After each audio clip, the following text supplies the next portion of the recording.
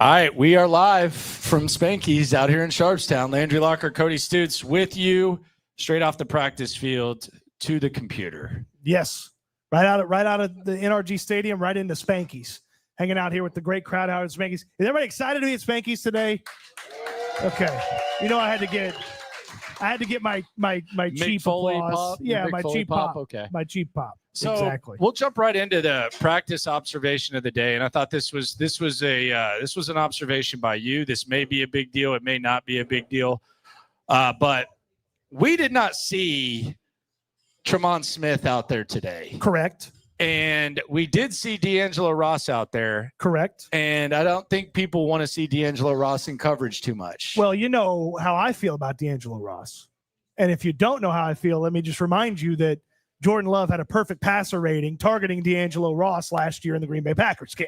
So you don't want to see D'Angelo Ross out there. But the question really is, why do they have three corners on the field? Well, that would be an adjustment, don't you think, to using Derek Stingley in the way that we think they're going to use Stingley and keeping Jalen Petrie out of precarious coverage positions. Now, the problem is you're putting D'Angelo Ross in that position instead.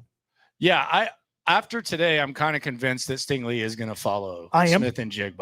I know they show us as little as they possibly can, but much like last week when British Brooks, we thought British Brooks might be more of a part of the game plan. I'm convinced that Stingley is going to follow Jackson Smith and Jigba.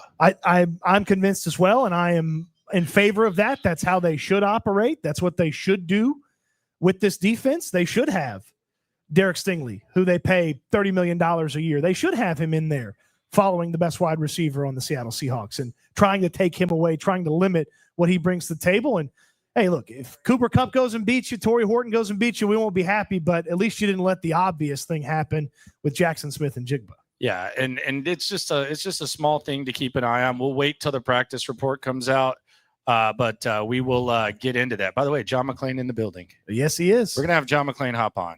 He okay. is he might hike the leg a couple of times or 20. He is here. Absolutely.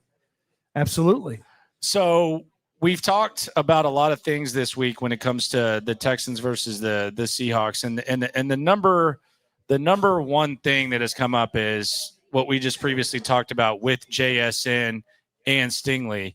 And the question is that you proposed, who is the weak point of if Derek Stingley Jr. follows JSN? Yeah, that's like what are you giving up as a defense if you do have Derek Stingley follow JSN? So if that means, D'Angelo Ross in coverage on Cooper Kupp or Torrey Horton, that's a little bit of the weak point.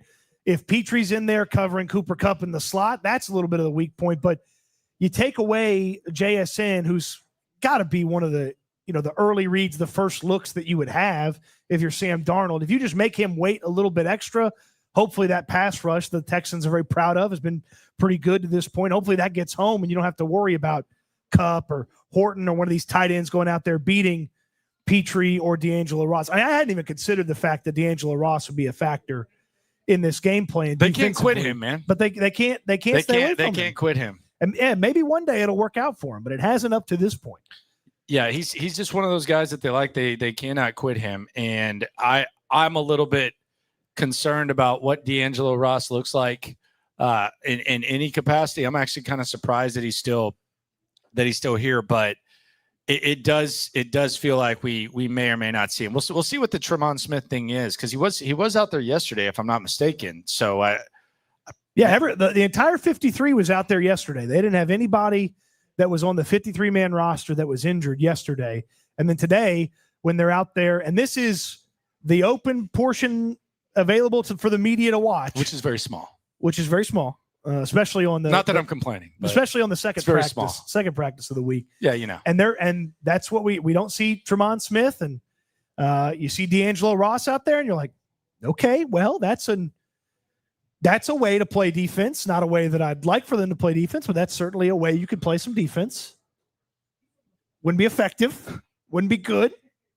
It's not the way I would do it. Just got to have the guys up front get to them, like you said. S&L live out here at Spanky's Trill Kick X on the chat says he was shocked Sting didn't get engaged on a football field. I've said that Derek Stingley is going to get married and engaged on a football field because he just likes being there so much. I'll be honest, I don't really follow the players on social media. Like I didn't even know he got engaged until we spoke to him in the locker room yesterday and someone congratulated him. So I don't know, like set the engagement scene. I know you like to stalk all the players' Instagram. That's not what I do. Tell me, set the scene. How many carats was the ring and all that? Well, I don't know things like that, but here's what I do know. A lot of female Texans fans sent that to me and they said, hey, like, what do you know about this? And I was like, I don't know anything about Derek Stingley getting engaged, but the ladies wanted to know because they got engaged like in a nice field. They had the photographer there, whatever. I saw some of the pictures.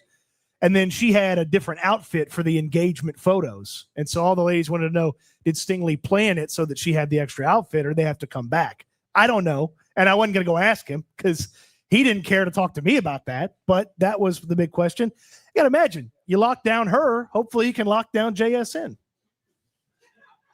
That got some laughs. I know you're not laughing, but that got some laughs. Those were courtesy laughs. A laugh's a laugh, my friend. Ricardo Laza says the Texans win 17-21. CJ cool, calm, and collected. So he believes in CJ. I mean, if you get a settled down version of CJ Stroud where he's not, look, he's gonna get sacked on Monday night. He's gonna have to face pressure. Breaking news. He's gonna have to go out there, and hopefully it's not like the Colts game last year at home where he had to be Superman. He has to put on the cape and he has to. But can he, through some of those pressure moments, through some of those moments where the offensive line's not as good, can he get into that rhythm? Because when he's rolling, he's one of the best, like in a rhythm quarterbacks. It feels like in the league. It just takes so much. Like you look at those first 3 weeks where they couldn't get into rhythm. It just feels like it's a Herculean effort sometimes to get him in that rhythm. But once he gets there, it feels like he can really take care of business. And if you can carry over some of that success from those past 5 quarters that he's played, I mean, that would go a long way, a real long way to getting this offense going and getting a win in Seattle. I just think they need to set it up to where he has a chance to be clutch. I think it has to look kind of like the Rams game where you set the table, the defense keeps you in the game, and then you give CJ a chance to flip the switch and win the game late, which is what they couldn't do when they faced the Rams. I think that's the recipe for success against good teams. Unfortunately, it didn't work against the Rams. It didn't work against Tampa Bay, and it didn't work against Jacksonville. The only 2 fumbles you've had this year all season long, which is crazy, was the end of the Rams game and the end of the Jags game. Nico Collins and Dare Ogunbowale. And then you look at the Tampa Bay game, the defense, like if you're just talking about the last opportunity, that's what they had to figure out. But I think that's what it looks like. I do think this is their toughest game because it's on the road and it's Seattle. Like you can make a case, and I know Seattle and Tampa Bay, they're the 2 teams that you talk about in the NFC, and Seattle won the head-to-head. But I do think that's the recipe for the Texans. Close games. I don't know that they're capable of blowing out a team like Seattle. Man, D'Amico Ryans just shed a tear because you're on the close game bandwagon. No, I'm not. It is. What is it about you and Spanky's and you just get on the same page as D'Amico every time? That is a misrepresentation. Wow, you're on the close game bandwagon. No. The whole league it's a close game league. Everybody, Caserio had the stats a couple weeks ago when he talked. It's a close game league, and now they've infected Landry with the close game disease. No, that never happened. That never happened. I mean, but that's what they got to do. They got to figure out a way to win this one. I think this is just such a big pivotal game where like the complete oversight of the season changes if you win this game. I do, and to add to what you're talking about, if you find yourself in a situation where you got a chance to go win this game on the road, Monday Night Football, Seattle, one of the better teams you've played, probably the toughest matchup that you've had this season. And I'll add in the Rams to that too, because there's no home field advantage in LA for the Rams. There is for Seattle. And if Stroud and the offense go down there and win it for you at the end, or they score late and the defense holds on, like you're going to have just so much momentum carrying into those 3 home games in a row at noon against solid teams, but no really, really good teams in that 3-game stretch. And you can really, and we've said it, Tennessee and Baltimore don't matter unless you build on what was successful coming out of those from an offensive standpoint and you put a bunch of wins together right after them. Or we'll look back and say, okay, cool, they beat a bunch of bad teams and then they lost to any good team they played. Like, you got to be able to turn the corner and beat one of those good teams, and Seattle's the best team you've played up to this point. Yeah, I would agree with that. And I think it can completely flip a season. I compare it to the 2023 Bengals game where they went on the road and they beat Cincy, and then that's when you kind of knew they were legit. And, and we know this team is not bad. It's just they've put themselves in kind of a hole where you gotta steal one. You got to steal one. You've narrowed your margin of error because of the poor start, the slow start that they had, that 0-3 start, and you've got to flip a couple of games that are in question that you walk into, and then you got to take care of your business in the games where you're supposed to win. Tennessee, Baltimore, where those were supposed to win games. Okay, you got to flip this one into the win column, or everything just gets tighter and tighter and smaller from a margin of error standpoint. Have you eaten anything yet? I had a bite of my mom's fettuccine. It's very good. Okay, but you didn't get the fettuccine lasagna? No, I didn't get that yet. You haven't gotten that yet? We talked about perhaps splitting that. Yeah, I'm down. But I feel like that's a post-show activity. Yeah, for sure. Unless you just want to eat on the mic, it's all good. No, that's not my style. I won't judge you. So I don't want to get negative, but I'm not afraid to. So I'm gonna get negative first, though. Let's just wish a happy anniversary to Bruce and Mary. They're here. They're big Texans how fans. about that? 35 years strong. 35 years strong. How about that? 35 years of love. 35. Maybe. I don't know y'all's marriage too well. Maybe like 32 years of love. We'll just there's always like 3 years shaky. I'll say you never know. 3 shaky years. I don't know. My wife might say we're almost married 3. What are you trying to say? So I'll just move on very quickly. Is the offensive line getting too much love? That's my question I have here. And So, okay, this is a good question, but I want to know where you feel like they're getting too much I was love. sick to my stomach watching Titus Howard yesterday. I'm not going to lie. And I was in the media scrum. Why you going to Titus like that? It's just the way he was talking, it almost sounded like a guy was like at a Super Bowl parade or something like that. Like it wasn't like that. Cody. He said, yes, we've proved a lot of people wrong. And then he's like, yeah, Ed Ingram's the best guard in the league. It's getting like to where they're better than last year. I agree.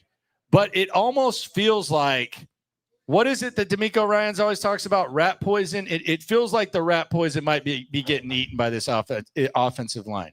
I see for it's just Titus though. Like, I don't get the sense that, like, I don't think Juice Scruggs thinks they're like some awesome offensive line. He had to fight and scratch and claw for his spot. Jake Andrews doesn't feel that way. Titus is feeling himself. He's got the general manager saying he's playing the best football. That doesn't worry you? Titus feeling himself? That doesn't worry you going into Seattle? No, it doesn't worry me. Titus worries me, but like Titus's mood mentality, he's thinking, hey, I show out this year. Big contract headed Titus Howard's way. That's what he's thinking. And then we're looking at Ed Ingram. Who, by the way, we're going to get to interview tomorrow. Yeah, we're gonna have a little exclusive with Ed Ingram. A little conversation with Ed Ingram. We got to get to the bottom. Mr. PFF, by the way. We got to get to the bottom of how much Ed Ingram cares that PFF says he's one of the best guards in football. Dude, by the way, I saw that Alpha Aaron Wilson brought up the PFF rating to Titus of Ed Ingram. You know how much D'Amico's got to hate that a media type is bringing a PFF rating to a player. Oh, you don't. It's got to be the worst thing I've ever seen. Well, again, you go back to the general manager. He kind of gave Ed Ingram a little credit for being highly rated. Now he kind of dismissed that it was, he kind of downplayed a little bit, but he still brought it up.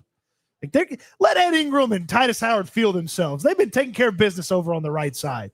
Let them feel a little good for a little bit. I'm just worried that it might be getting to be a little bit too much.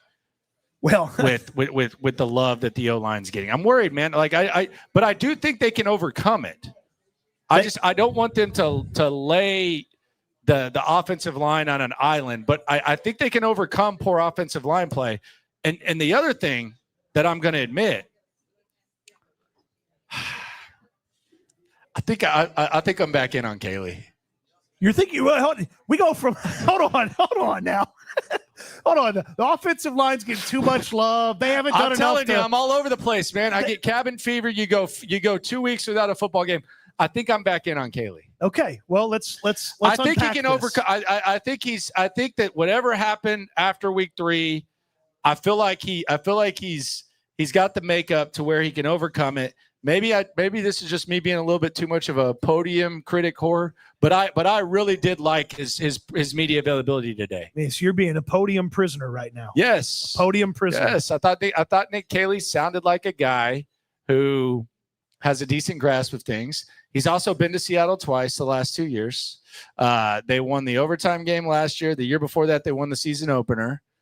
I feel like Nick Kaylee might have a decent grasp of Seattle, and this is the same version that he saw last year.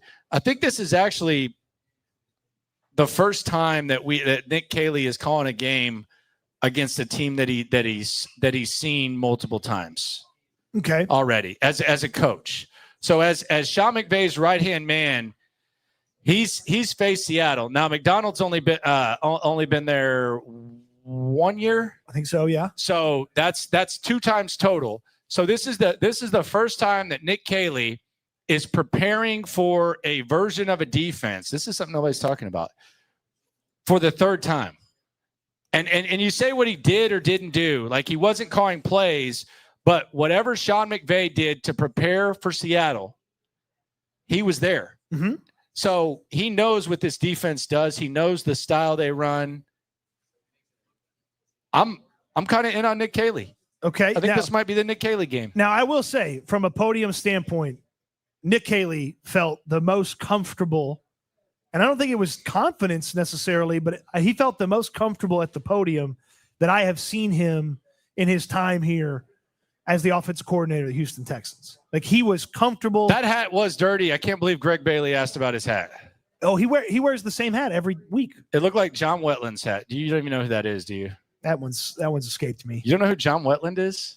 Can I get a show of hands for the John Wetland fans? Nobody here? knows. I just aged myself. Yeah. Good Lord. Okay. Yeah. God. No. Yeah. Okay. No, I might have bad jokes, God. but you got anonymous references. Look up John Wetland hat. Everybody, just look up John Wetland hat. It'll make sense. I promise. It just has like. He knows. It just has so many ugly, nasty John Wetland hat, like sweat stains. Like you could tell that hat has not been. He used to pitch washed. for the Yankees in back in the day. Like before Rivera became a closer, he was the closer. When they won their first World Series. He had nasty hat. The first Joe Torre. Oh, a very ugly hat. Yeah, no, it looks pretty nasty. Yeah, that was his thing. Can't believe the Yankees let him get away with that. Yeah. By the way, did you? Frank Ross said that he brought up Cal Ripken in a meeting, and that only one person knew. Yeah. Who he was. The kid from Baltimore knew. Yeah.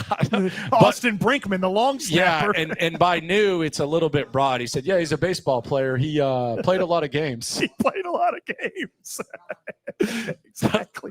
That was his Well, his whole version of at that. least Brinkman knew that much. All right. So you're, wait, hold on. So I'm still flabbergasted by this Kaylee thing.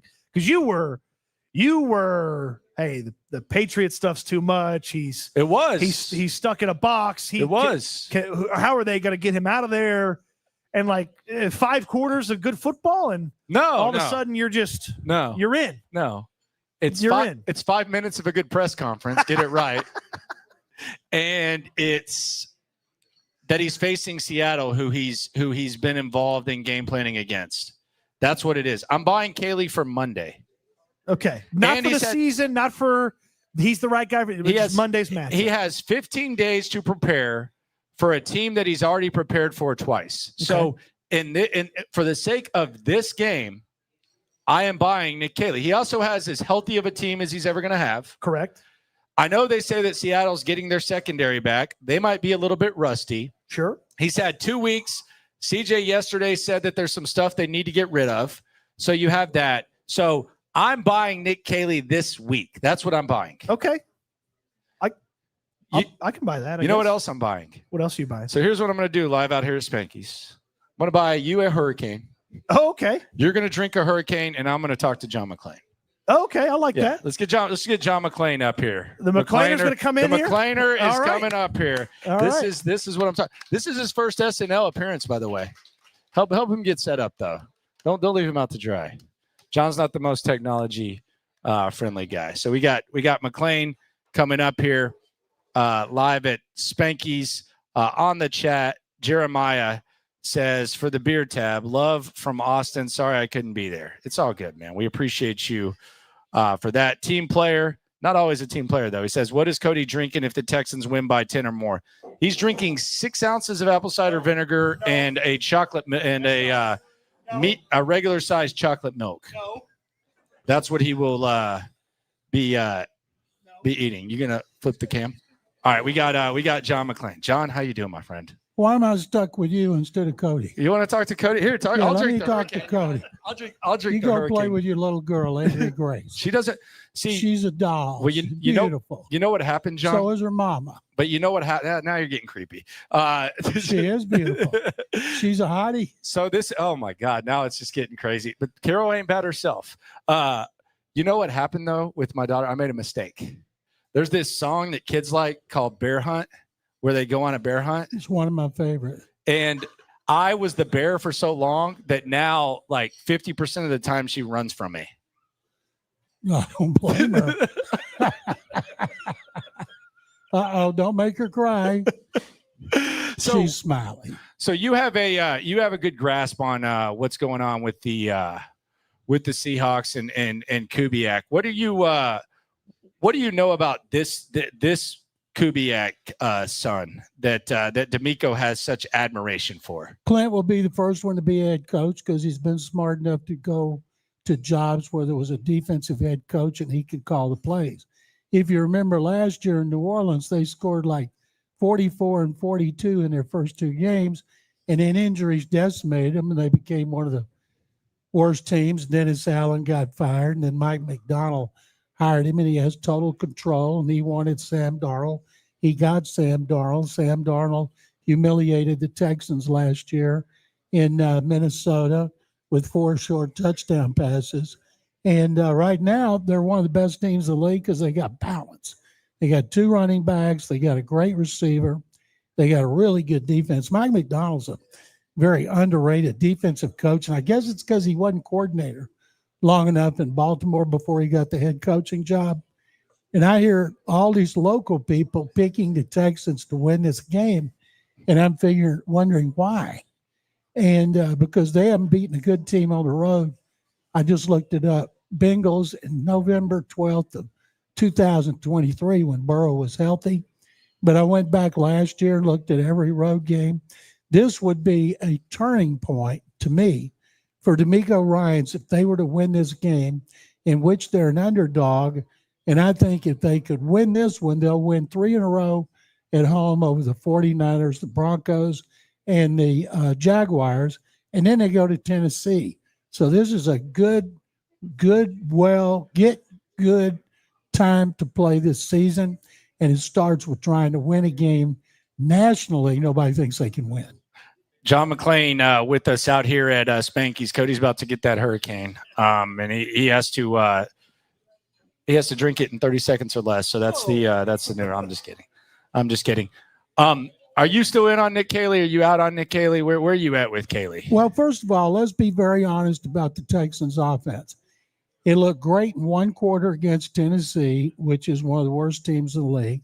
And it looked great for 4 quarters against the Ravens, one of the worst teams in the league. Seattle is a good team. If it can look good, doesn't even have to look great. Great would be great.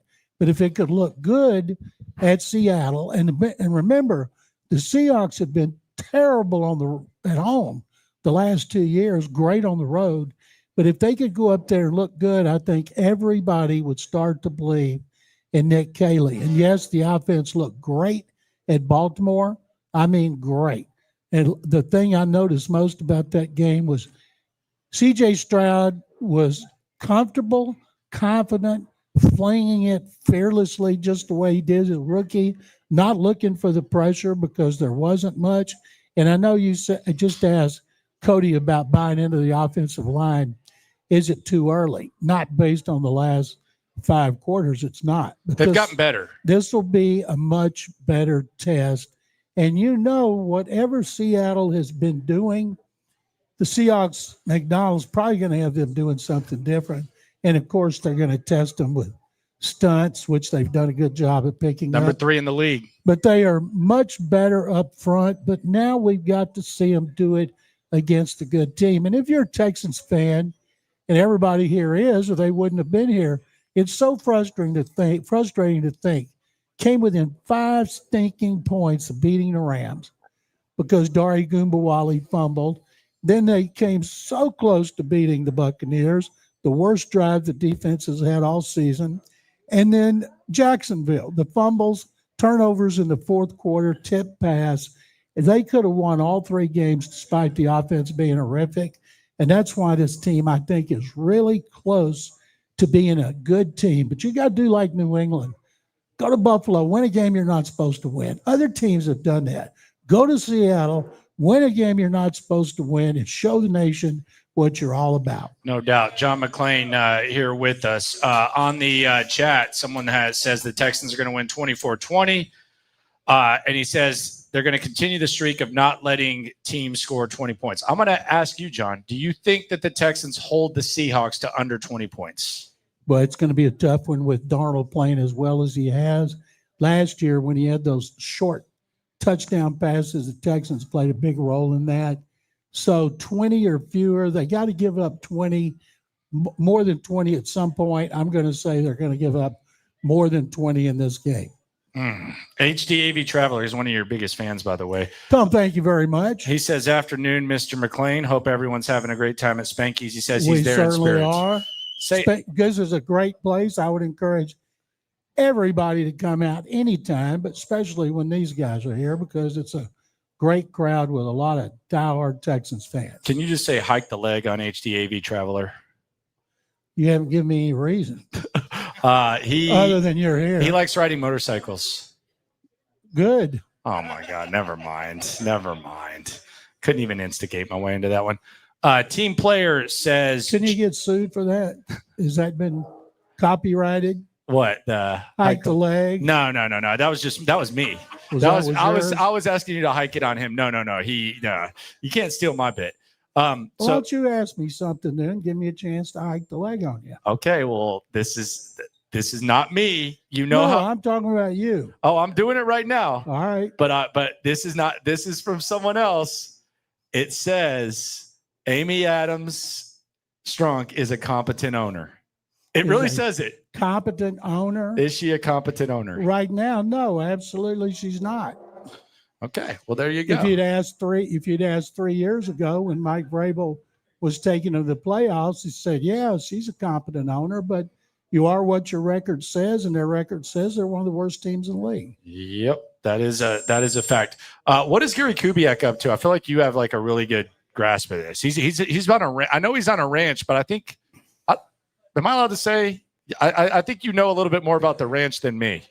First of all, Gary invited me to come to College Station a week ago, where he was inducted as an alumnus of the year, and I went with my good buddy Rob Lynch and Aggie. We had so much fun. I'd never been in Reed Arena. And the Aggies did a first-class job. Gary and Rhonda they got a bigger standing ovation than these billionaires, including one who built the engineering building. It's because Gary's so well known and because he is such a class act. And he was there with a heavy heart because his mother died 2 days later. Oh. Condolences to Gary and his family, and they knew Willie Mae was in hospice, and I went to the viewing of that as well, and Gary now has a big stake in Monday's game because Clint is with the Seahawks, Clay is offensive coordinator of the 49ers, and Klein is one of the personnel people with the Cowboys. So Gary will watch all that game. Texans, I think, are his, let's see, 1, 2, 3, fourth favorite team. But he's doing really well, and he lives on it's a farm, and it's an hour from here. I've been out there. It's close to College Station. Mike Elko invites him to come over anytime and watch practice. Whoa. And he does it. And so he is living the life now. And I'm wondering, Clint or Clay, whichever one gets a job first, will ask their old man to come be part of the organization. Yeah, that is a very good man, that Gary Kubiak. D'Amico wanted him and to be in the organization. And he told D'Amico, he said, look, you ever need me, you know where I am. But at that point, he didn't want to be involved with a team anymore. And yeah, that would be weird with your son's coaching and on other teams too. I think it would be very weird, especially when you try to keep up with all their games. But Gary Kubiak, people ask me a question, Landry and Cody, a lot. I've covered 13 head coaches here, and they ask me, who is your favorite all-time head coach you've covered? Bill O'Brien. Oilers. Yeah, well, who's second? And I say David Culley. Gary Kubiak. And they'll go, really? What about Bum Phillips? I said, yeah, Bum was great. There were a lot of them were great. But they said, well, why Kubiak? And I said, well, he had less of an ego than any head coach. He's the most honest. Not one time in his 8 years did he ever lie to me about anything except injuries, but they all lie about injuries. They all do. Some more than others. D'Amico. But anyway. D'Amico won't even acknowledge an injury. Joe Mixon is in it. Mixon is in the witness. I think Joe Mixon's here at Spanky. He's actually. in it. Yeah, No. I think I just saw him order some tater cakes. He's in the witness protection program, and I don't expect him to ever play again. But here anyway, that's to me. I've never seen a situation in my 49 years of covering the NFL more mystery surrounding a player. I've talked to Adam Schefter. Those guys, they can't find out. He's mad about it. They've done everything they can to find out about Joe, but I know he's around because he did an autograph signing about 3 weeks ago with a friend of mine, and he was there, and he wasn't limping, but it doesn't mean he's ever going to play again. Here, right here.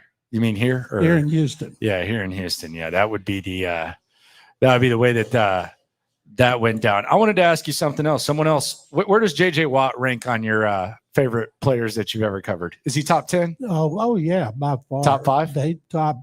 I would say I like covering J.J. as much as I did those run and shoot guys, the Love You Blue guys, and then there was J.J. because he was always such a great quote, and the more upset he was, the better he was. You know, at the podium after the game, he might say 2 words, but the look on his face says everything. And I've gotten to listen now to him do 2 games color. He's good. I think he's outstanding. I think they're the best team. I think at some point he can be making $20 million a year working at night, more than he made with the Texans or Arizona. And I think if he wants to make that into his career, he can certainly do it. I'm glad he moved back here. And I think he's just and I'm guessing, no, because he's got to work on Sunday. When Janice McNair goes into the Ring of Honor to be up there with Bob on November 9th for the Denver game, if he didn't have a game, of course he'd be here because he and Andre Johnson, the only other ones that are in that Ring of Honor. But with JJ, there was never a dull moment with him. Yeah, he's the man. So I'm going to get you out of here on this. The man, the myth, the legend, John McClain. Who wins the game, and what will the score be? I picked the Seahawks will win this game. Let's see, 24-22. I think it'll be a lot of field goals. So a cover. It'll be a close one. That last game up there in 17 when Watson was a rookie. Jimmy Graham touchdown. One of the greatest games I've ever seen. I'll never forget Richard Sherman and all their DBs told us after the game that was the greatest performance by a quarterback who'd gone against the Legion of Boom, not a rookie, but everybody. Man. He said, we've been against Aaron Rodgers. We've been against this. And that kid put on the best show. And it was a painful defeat to lose it like that. And then right after that is when he blew out his knee in practice. Yeah. I don't think we're going to have that kind of game. Could the Texans win? Absolutely, they could win. If they do, it'll be one of the biggest victories in regular season in franchise history. Yeah, it'll be huge. Okay, what do you guys pick? I picked the Texans. I don't know. I just think the defense. I think the defense, the rest, the Kaylee. I picked the Texans. I think Score. What are you doing? Well, you asked me. I'll say the Texans win 24-17. 24-17. One field goal. Cody, what do you think? You can just tell us. I'll tell them. I got Texans 19-17. Field goal game. Yep. I think you're probably going to be closer. That it'll be a lot of field goals. Yeah, I like these defenses. I don't love these offenses against these defenses. Tell you what, if it comes down to Fairbairn, I have a lot of confidence in him. Thank you guys for having me on. The man. Thank you guys for coming. Avery Grace, thank you for having me. Thank you. Thank you. And Spanky's is a great place all over town. And don't forget Gabby's. They got a great barbecue place over on Shepherd, too. Yes, thank you, guys. All right. Great show as always. The man, John McClain, in the building. Stu's hopping back on now on the chat. John McClain getting a lot of love. My gosh, John McClain knows how to capture a room like a beast right there. Sorry about your Baylor Bears, by the way. It's okay. They're going to have to hit John up for some of that buyout. John's a big NIL guy at Baylor. I don't think y'all know that. Oh. He gives them hundreds, he said. There's a couple of folks going to be thinking that J&L might be a better show than S&L. Nah, McClain nobody thinks keeps that. bringing it like that. So we got the Rode Mini here. We normally, like, the full side Rode has 4 mics. This one has 2. Like, it wasn't anything like that. You didn't drink a Hurricane either, did you? Well, I was over here making sure everything was running all right. Oh, wow. Okay. There you go. And when it shows up, I'll knock it out. Don't you worry about that. Okay. Don't you worry about that. All right. So you asked another question, Cody. You asked the question, who could rush the passer well from the inside when it comes to the Texans? I think there's only one answer here, right? I have a little bit of a feeling for a certain defensive tackle having one of his games where he's just feeling it. He's having a good day. He gets back there, maybe gets to Sam Darnold or at least puts a little heat on him. I just get the feeling this could be a Timmy time game. Togiai. No, Tim Settle. Okay. Oh, so you're going Timmy time. Timmy time. Not Tommy time. Not Tommy time. Timmy time. I just feel like when he was really solid in the preseason, and they kept saying, well, he's got to be more consistent. He's got to be more consistent. He's got to be more consistent. And then he gets these opportunities to start on the defensive line, and you have a moment here, moment there, and he hasn't really just jumped off the page. But then against Baltimore, now the play didn't count. But he has that play where he just bodies Tyler Linderbaum, who's one of the best centers in football, knocks him into Cooper Rush. Cooper Rush falls down, and then he sacks Cooper Rush. Will Anderson's offside, play doesn't count. And it's just, I feel like Settle's kind of finally feeling himself, and he's good for a breakout game here or there. And it was early on in the season last year when he finally, it was the first 3-4 weeks. It took him a minute to get going, and then boom, he hit the ground running.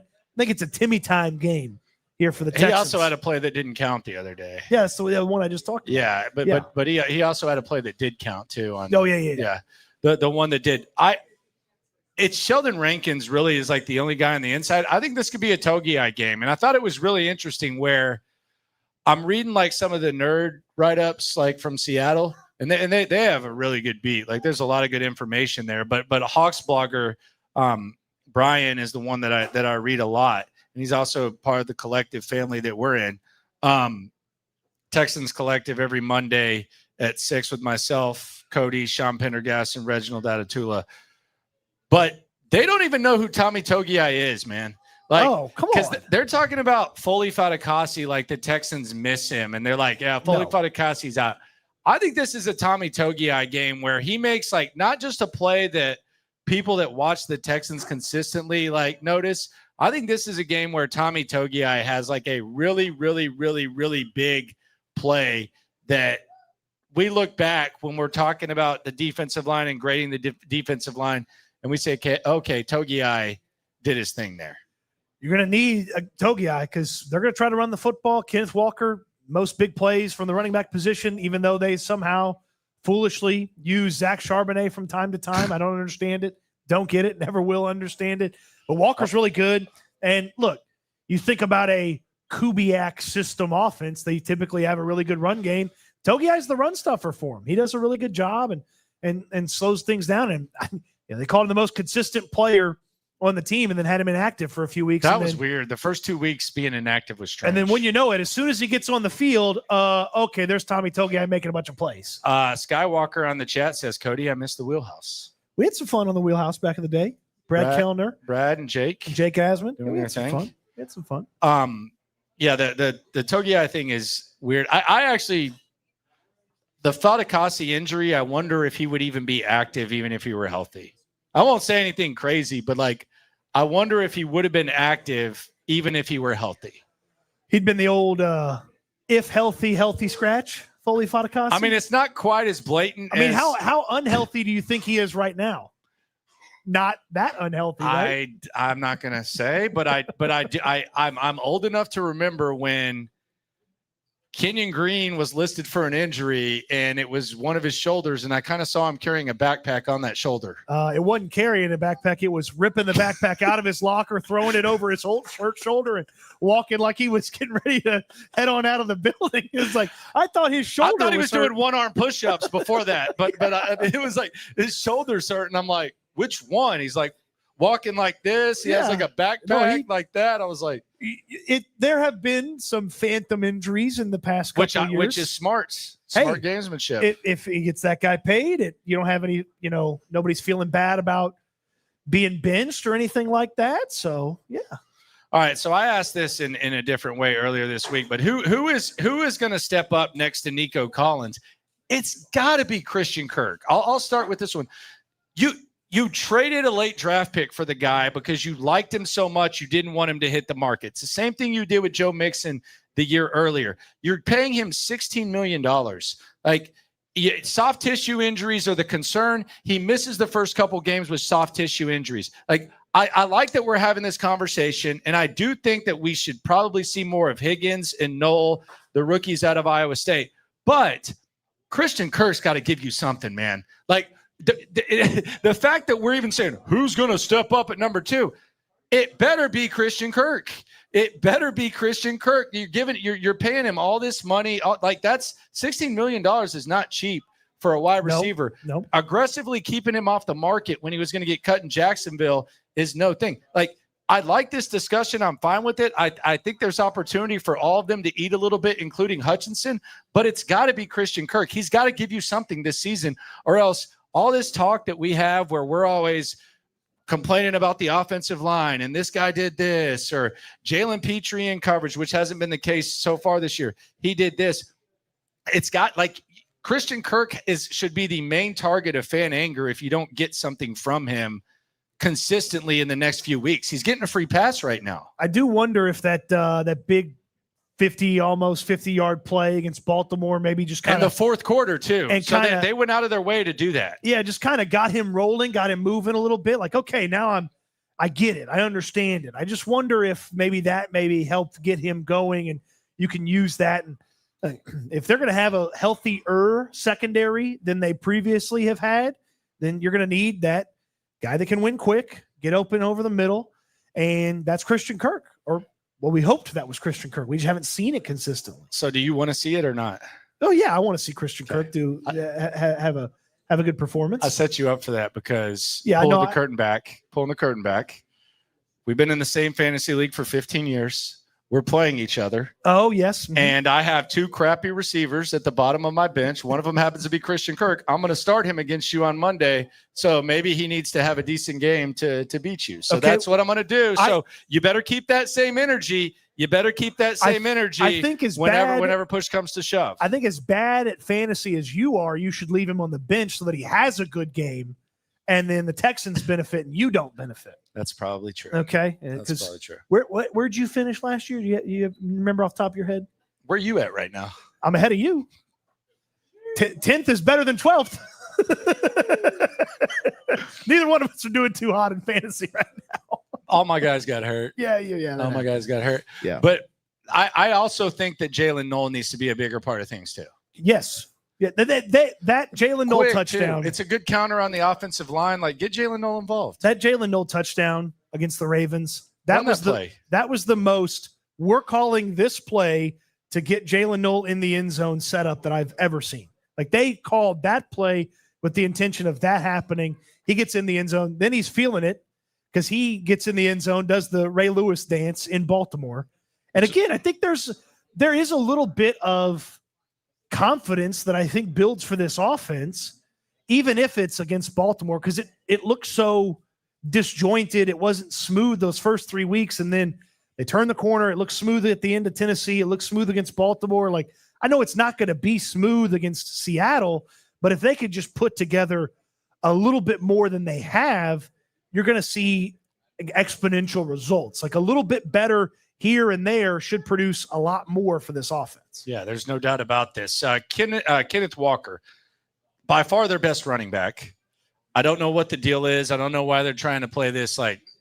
There's a lot of people who want to see more Woody Marks here. We don't know what that looks like, but Kenneth Walker, what are they doing? I see. This is where it's like it's the OC overthink, and I don't know if this is just. I get it in the red zone, sure. Like, okay, maybe they like Zach Charbonnet, their backup back, a little bit more in this situation, that situation in the red zone, sure. I understand that to an extent, but Kenneth Walker is awesome. When he gets the football, he makes big plays. Zach Charbonnet's in there. Charbonnet has one of the highest rates of rushes for 0 or negative yards in the NFL this year. And they put him on the field instead of Kenneth Walker. It's great. I love that. But if Kenneth Walker gets going, I do wonder if this is the type of defense, this is the type of opponent where if Walker gets going early and often, if they just ride the hot hand and they do keep him in there, and then you're playing all of a sudden a Kubiak offense that is got their running back going, and then that makes everything easy for the quarterback. I mean, we've seen that time and time again across the league where if the running back's going in a Kubiak system, that quarterback's day just gets very easy. Aren't they doing you a favor by running the ball? Well, against this defense, if it's not working, then yeah, you put it in 3rd and long and 2nd and long and let the pass rushers get after him. But if Walker's effective, it's going to make everything easy for him, and you have the opportunity there for Darnold to get comfortable and have some of those quick options. I mean, if Darnold's got to make a quick decision, he's dumping it off to guys 3-4 yards short of the sticks, and they're having to punt, that's great. But if they're in a lot of short situations and Darnold's having a lot of options and then lulls you to sleep, boom, there's the big play action rollout that the Kubiak system's famous for. And Darnold's hitting a big play on the JSN or Cooper Kupp or whoever. Yeah, so is this the Woody Marks game? Haven't we already had the Woody Marks game? Wasn't it 2 weeks ago? Like, do you think it – there's no way he has a better game than that. I don't like how you've soured on Woody Marks. What? I don't like how you've soured on Woody Marks. I've stayed the exact same. I don't like you've how you changed. soured on him. No, you've taken it too far. No. I've stayed the same. I've said he's a good number 2 back with a good backfield. My thing with Woody Marks is he should have 5 catches a game. That's his super skill. He's one of the most productive receiving running backs in college football that we've seen in a long time. That's my thing. That one game, now all of a sudden we're talking about him like he's LaDainian Tomlinson. Well, compared to Nick Chubb, he is. Yes, but that's okay, but that doesn't mean that doesn't mean that you all of a sudden turn him into something he's not, because it's not. It'll wear down a running back. My point is, like, if some running backs are built to carry the ball 20 plus times a game. Nick Chubb in his prime was built to do that. Woody Marks is built to carry the ball 10, 12, maybe 15 times a game and catch the ball out of the backfield. That's his ideal role. I get that, like, you in a perfect world, you would love to say, okay, Woody Marks, you take this role and Nick Chubb goes down here. But I think it's costly, and I think it's almost like a double-edged sword. That's the problem I have. Yes, but they're a better football team and a more dangerous offense when Woody Marks is on the field than when Nick Chubb's on the field. I agree, but I don't want to overwork the guy. Right, but I also want to beat the Seattle Seahawks if I'm the Texans. Yes. And if that requires using Woody Marks more, then I'm going to use Woody Marks. Well, the biggest problem the Texans have right now, and it's kind of like a snowball effect. I'm not disagreeing with you. I agree with what you're saying. But the biggest problem the Texans have right now, and this has nothing to do with Joe Mixon's injury. Like, you're letting them off the hook if you say, well, it's because Joe Mixon got injured. No, it's not that. in a perfect world, you would at least like to have another running back who you can say, well, he might be as good as Nick Chubb. Like if you're going to carry 4 running backs on your roster, even with Joe Mixon doing whatever the heck he's doing, like they have Dare Ogunbowale and they have Damian Pierce. Mm-hmm. That's terrible. I have a Damian Pierce terrible. observation for you at the end, by the way. Don't do this. I have a Pierce observation. Don't do this to me. No, you didn't catch it, but I did. Don't do this to me. No, you were. I'll explain it in a second. Okay, finish your point. But that's the problem. The problem is that they don't have enough depth at running back. They don't take it serious because I love Dare Ogunbowale as a guy. Mm-hmm. Do I have to say it again? Say it again. If everybody maximized their potential like Dare Ogunbowale, there would be 0 underachievers in the entire world. True. He should not be on your team this long, though, taking up a running back spot. That should not happen. We know that. You know that. For some reason, they don't know that. Right. And the Damian Pierce thing is weird, too. What's your Damian Pierce observation? So today, when I asked Nick Kaylee about the rushing attack and how you decide which running back you want to go with and what's the situation. And I saw this. He said British Brooks. Well, not only that, he talked a lot about Nick Chubb and Woody Marks and gave them plenty of accolades and then slid in a little Dare Ogunbowale mention. And then he mentioned British Brooks. He mentioned British Brooks as a carrier when I asked him the fullback question, too. Sure. And we saw him get 2 carries for 15 yards. But Landry, who did he not mention when he was talking about the running backs? Pierce. Damian Pierce. No mention of Damian Pierce when he's talking about, he mentions Dare Ogunbowale. He mentions British Brooks, who has approximately 2 carries on the season, but no Damian Pierce mentioned.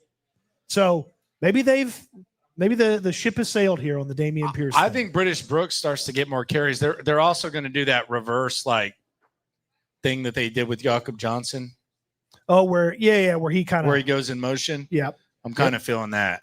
But I think British Brooks might be. Look, I think they're looking a lot closer at him. I understand your overall point about Woody Marks is if you use him too much now, you don't have Woody Marks later in the season. Then you're stuck with Nick Chubb and nobody else. No, I just think that his ceiling. I think the ceiling of Woody Marks is really, really good complimentary back, really good pass catcher. Right.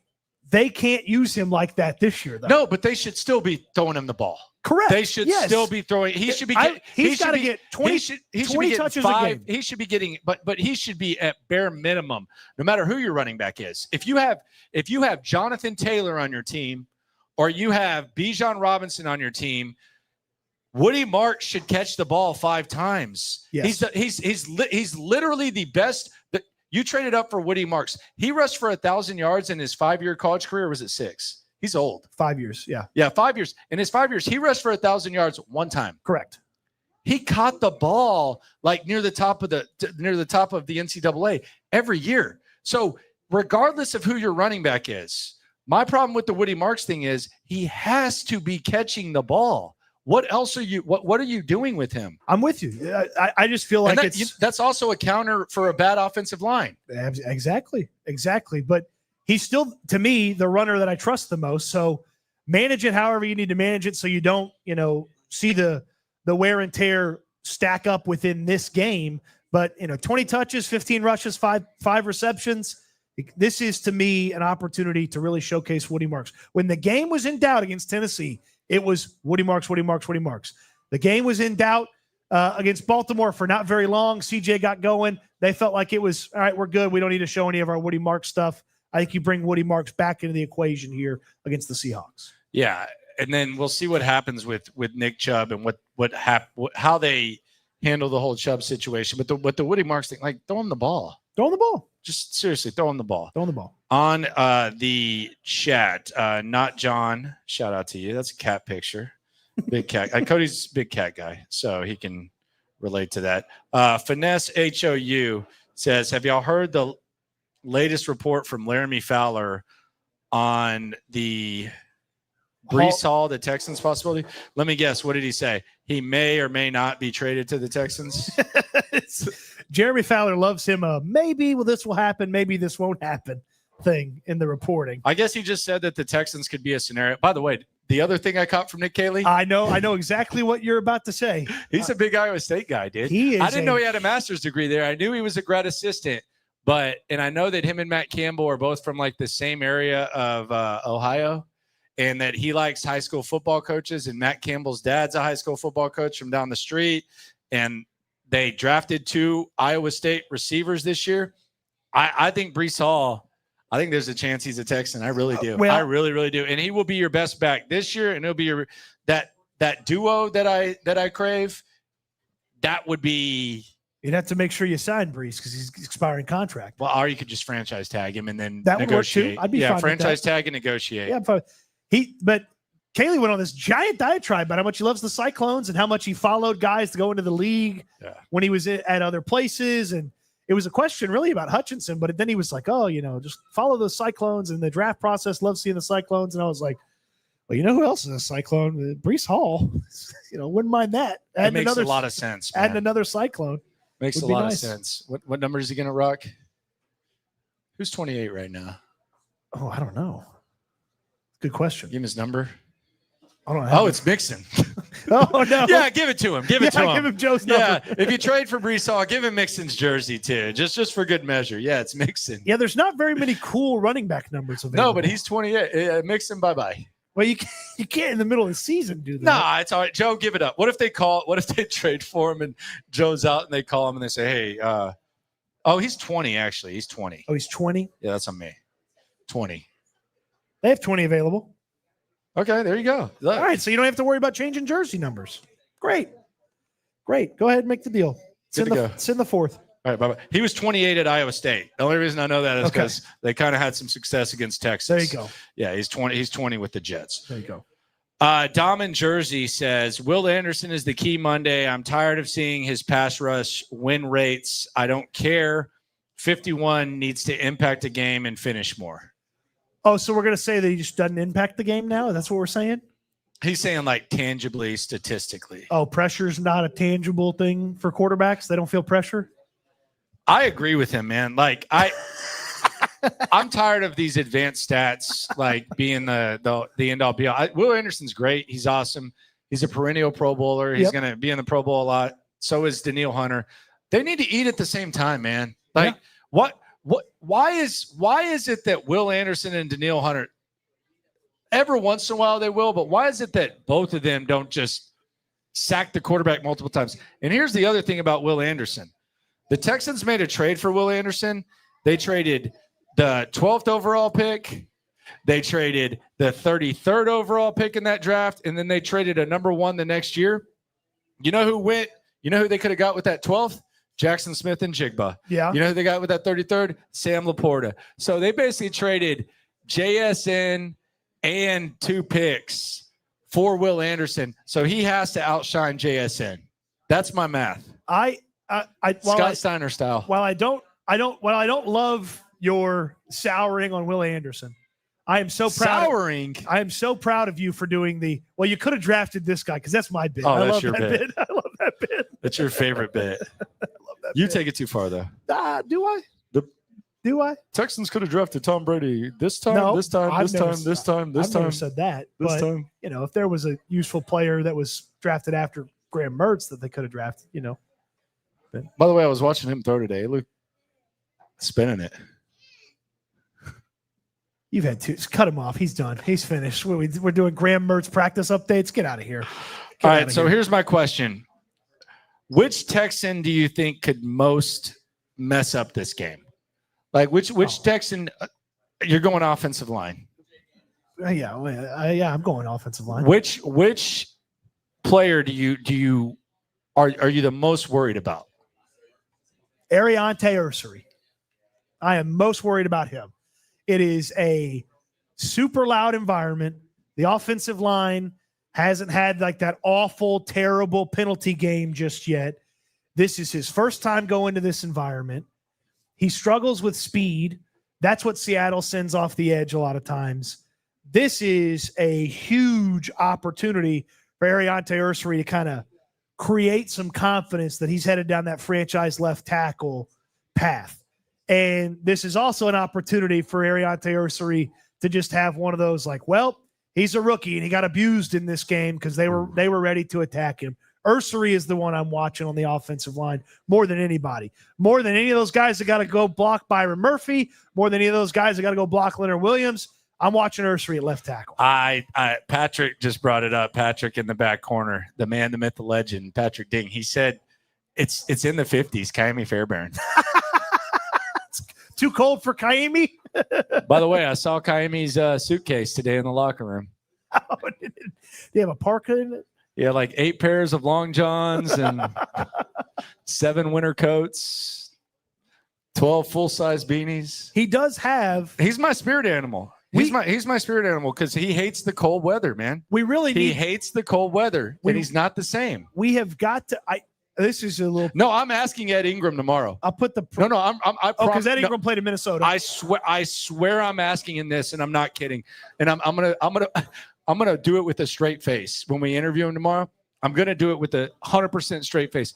My theory about Ed Ingram, why he might be good right now, I'm not going to completely say he's great, but why he might be good here and he was so bad in Minnesota is because if I lived in Minnesota, I don't care if I worked indoors, I don't care.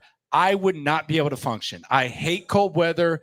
I would be miserable. I don't care if I literally just had to walk 5 feet from the inside to in there. I would not be able to function. I wouldn't be able to do anything.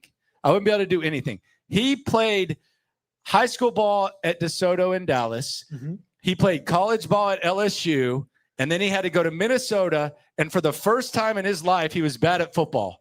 He was really bad at football. He was their Kenyon Green. And all of a sudden he comes here, and in 5 games, somehow he's the best guard in the league as far as like advanced ratings, which is weird. I'm not buying in on this just because I know how Texans O-linemen are, but he's all of a sudden great. He was great at DeSoto, top recruit in the nation. He was great at LSU, national champion on arguably the best team of all time. And he goes to Minnesota, he's terrible. And then he comes back to hot Houston, and he's great. I'm going to ask him. I'm going to say, how much do you hate cold weather? And that's my theory. That's my theory on what the struggles. Now, that's good news, kind of.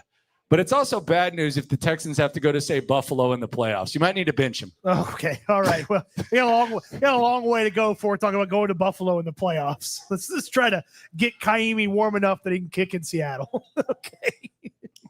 But my answer to that would be, like, as far as who gets Juice Scruggs worries me because I think Juice Scruggs struggles again. I think he's one of the guys who struggled as much against stunts as anyone. Yep.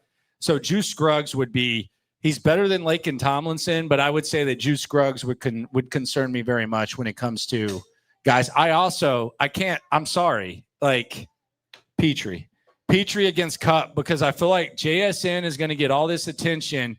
And I think there's like an equalized factor with Cup where a few years ago, he was probably the best slot receiver one of the best slot receivers we've seen ever, right? Yeah, he's very good. I mean, like stat wise, it was. Yeah, he had one of the most dynamic seasons ever. But now he's lost a step. He's playing very well, but you're not going to give him any attention. So while you're worried about the kid from Rockwall, Texas, Jackson Smith and Jigba, you're not paying much attention to Cooper Kupp, and there's kind of like an equalized factor to where I could see Cooper Kupp being a big difference. I mean, if you don't have somebody good on Cooper Kupp and he's dominating from the slot, you're gonna have a long day. But you can't shadow 2 guys, so that's the no. I mean, that's why it's like why is D'Angelo Ross on the field in practice? I can't quite figure that one out just yet. Maybe they were messing with us. Maybe we're doing their bidding here, and we're like letting Seattle know, like, hey, D'Angelo Ross, you might be on the field. And they're like, okay, scrap the outside stuff. We're just going to dominate the slot. And it's like, oh, actually, now they put Petrie on the field. So instead. This is where people always like flex on me when I bring up my distaste for cold weather. Doyle, one of our guys, Doyle, he works in like minus 30 degrees. And oh gosh, yeah, he's crazy. But Kyle Nance, he says he works in Minnesota outside, and he says minus 30. Oh. I would die. Like, I couldn't do it. I would die. The coldest I've ever been was in Minnesota. Yeah, that was terrible. Super Bowl it was awful. I was there. It was bad. Awful. It was awful. It was really bad. You like couldn't even catch your breath walking into the mall. Yeah, it was terrible. It was terrible. I have one question before we get out of here. Okay. Who's defending AJ Barner, the tight end for the Seahawks? Is that going to be coverage Aziz? Is that going to be Coverage Henry? Hey, we're throwing out all these high school athletes from Texas. Arroyo too. We liked him in the draft. Yeah, Arroyo, they haven't used Arroyo. Like we've been talking about Knoll and we've been talking about Higgins. Elijah Arroyo from Frisco, Texas, and he's by way of Miami. He's a problem too. Yeah. And they haven't really used him. There's a bunch of rookies in this game that haven't done a ton that you need to keep a close eye on. This is a incredible matchup of just young talent littered across the field. Because like Byron Murphy's super young. Will Anderson's only been in the league a couple years. Obviously, Jackson Smith-Njigba, C.J. Stroud. Higgins, Knoll, Kamari Lassiter. Torrey Horton has got 3 touchdowns for them on the outside. A.J. Barner was a 4th-round pick last year at the tight end position. He's their touchdown leader with 4 touchdowns. Like ton of young talent. And then you sprinkle in a couple of veterans that are, doing whatever. Yeah. Devin Witherspoon. By the way, when you asked Lassiter about Horton, he didn't really know who he was. He just knows his number, I bet. Yeah, probably just knows the number. Yeah, he just knows the number. He goes, oh, yeah, he's good. Yeah, he called him great. He said, yeah, he's great. Yeah, but I don't know if he really felt that way or he didn't know his name. Well, I mean, he gave him the same amount of touchdowns as Jackson Smith-Njigba right now. Dominic says, hey, bro. Alpha, doing a little Alpha Aaron thing. Hey, bro. All right. Appreciate everyone for rolling through. Be sure to subscribe. Be sure to like. Be sure to write on. Be sure to eat at Spanky's, which we're about to do. Yep, we're about to do that, the very thing. And always remember, when it comes to this Texan stuff, we're all in it together. Eat good, sleep good, be good. We'll talk Texans again soon. We'll be at Spanky's again in 2 weeks. Everybody having fun at Spanky's right now? Mick Foley. All right. Mick Foley. Gotta get the cheap pop, of course.